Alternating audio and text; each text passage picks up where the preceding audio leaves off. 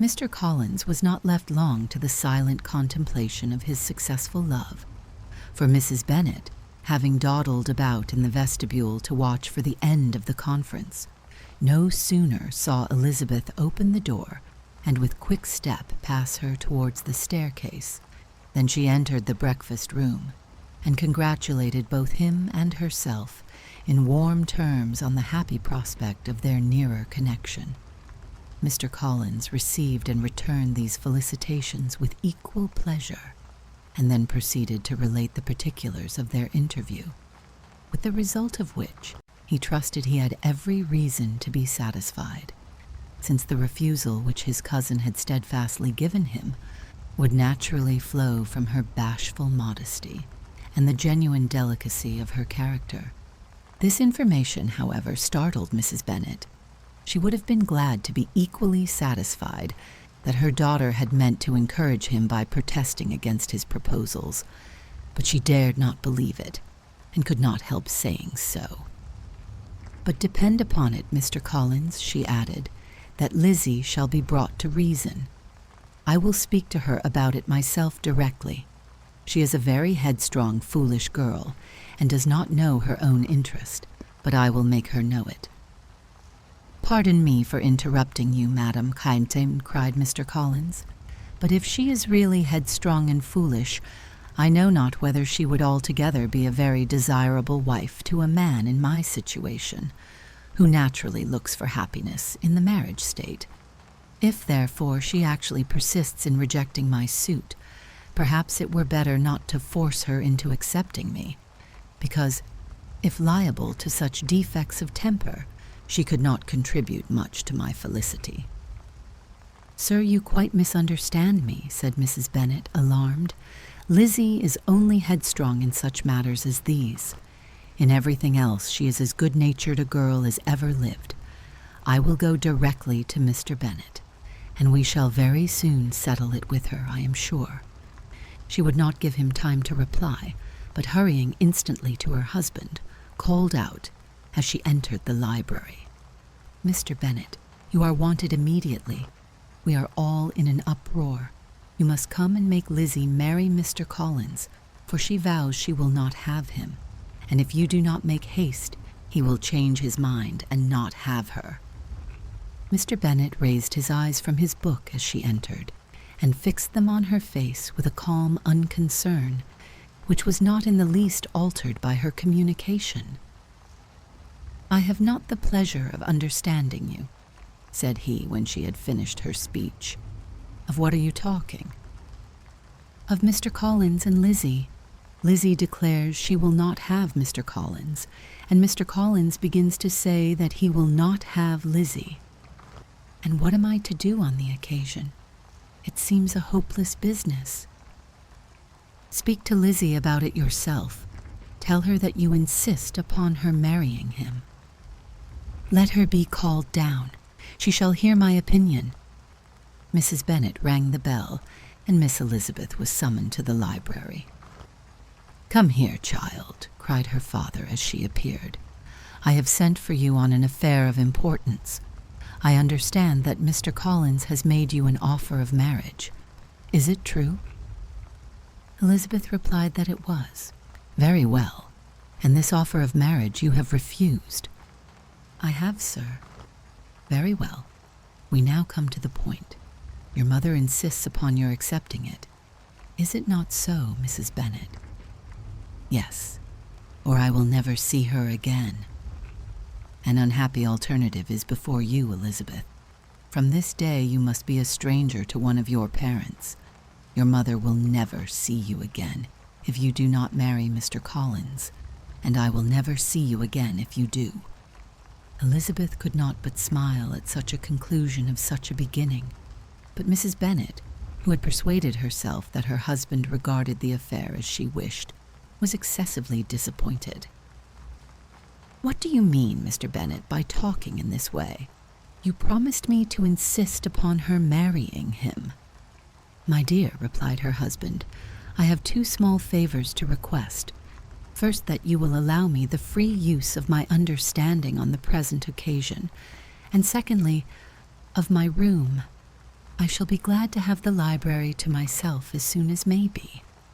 Not yet, however, in spite of her disappointment in her husband, did Mrs. Bennet give up the point. She talked to Elizabeth again and again, coaxed and threatened her by turns. She endeavored to secure Jane in her interest, but Jane, with all possible mildness, declined interfering, and Elizabeth, sometimes with real earnestness and sometimes with playful gaiety, replied to her attacks. Though her manner varied, however, her determination never did. Mr. Collins, meanwhile, was meditating in solitude on what had passed.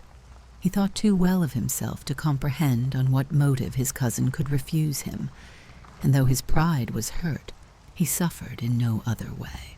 His regard for her was quite imaginary, and the possibility of her deserving her mother's reproach prevented his feeling any regret.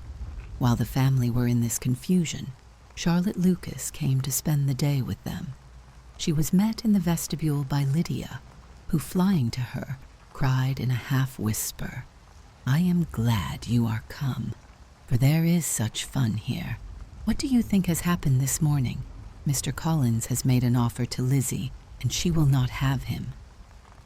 Charlotte had hardly time to answer before they were joined by Kitty, who came to tell the same news, and no sooner had they entered the breakfast room, where Mrs. Bennet was alone, than she likewise began on the subject, calling on Miss Lucas for her compassion, and entreating her to persuade her friend Lizzie to comply with the wishes of her family. "Pray do, my dear Miss Lucas," she added in a melancholy tone, "for nobody is on my side. Nobody takes part with me. I am cruelly used. Nobody feels for my poor nerves." Charlotte's reply was spared by the entrance of Jane and Elizabeth. "Aye, there she comes," continued Mrs. Bennet, "looking as unconcerned as may be, and caring no more for us than if we were at York, provided she can have her own way. But I tell you what, Miss Lizzie, if you take it into your head to go on refusing every offer of marriage in this way, you will never get a husband at all, and I am sure I do not know who is to maintain you when your father is dead. I shall not be able to keep you, and so I warn you. I have done with you from this very day. I told you in the library, you know, that I should never speak to you again, and you will find me as good as my word. I have no pleasure in talking to undutiful children. Not that I have much pleasure, indeed, in talking to anybody. People who suffer as I do from nervous complaints can have no great inclination for talking.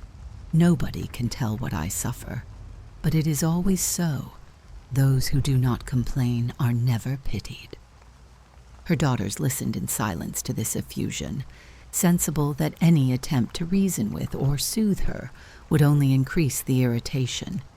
She talked on, therefore, without interruption from any of them, till they were joined by Mr. Collins, who entered with an air more stately than usual, and on perceiving whom, she said to the girls, "Now, I do insist upon it, that you, all of you, hold your tongues, and let Mr. Collins and me have a little conversation together." Elizabeth passed quietly out of the room. Jane and Kitty followed, but Lydia stood her ground, determined to hear all she could, and Charlotte, detained first by the civility of Mr. Collins, whose inquiries after herself and all her family were very minute, and then by a little curiosity, satisfied herself with walking to the window and pretending not to hear. In a doleful voice, Mrs. Bennet thus began the projected conversation. "Oh, Mr. Collins." "My dear madam," replied he, "let us be forever silent on this point. Far be it from me," he presently continued, in a voice that marked his displeasure, "to resent the behavior of your daughter. Resignation to inevitable evils is the duty of us all, the peculiar duty of a young man who has been so fortunate as I have been in early preferment, and I trust I am resigned. perhaps not the less so from feeling a doubt of my positive happiness, had my fair cousin honored me with her hand. For I have often observed that resignation is never so perfect as when the blessing denied begins to lose somewhat of its value in our estimation. You will not, I hope, consider me as showing any disrespect to your family, my dear madam, by thus withdrawing my pretensions to your daughter's favor, without having paid yourself and Mr. Bennet the compliment of requesting you to interpose your authority in my behalf. My conduct may, I fear, be objectionable in having accepted my dismission from your daughter's lips instead of your own, but we are all liable to error. I have certainly meant well through the whole affair. My object has been to secure an amiable companion for myself, with due consideration for the advantage of all your family, and if my manner has been at all reprehensible, I here beg leave to apologize.